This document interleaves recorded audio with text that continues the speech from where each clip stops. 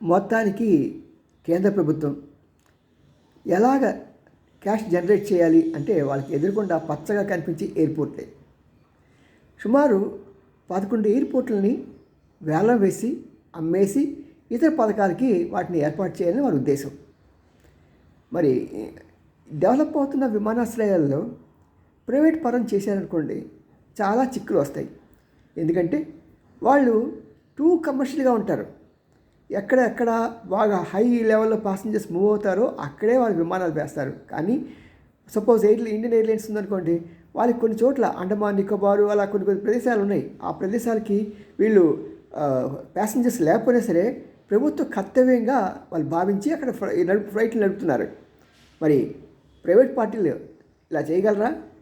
ప్రతి పైసాని 100 రూపాయలు చేయాలని కోరుకునే ఈ ప్రైవేటు వ్యక్తులు మరి వారికి ఇచ్చామనుకోండి, సర్వీస్ ఎక్కడ? ఏమో ప్రభుత్వం చేసే చర్య అర్థం కావట్లా.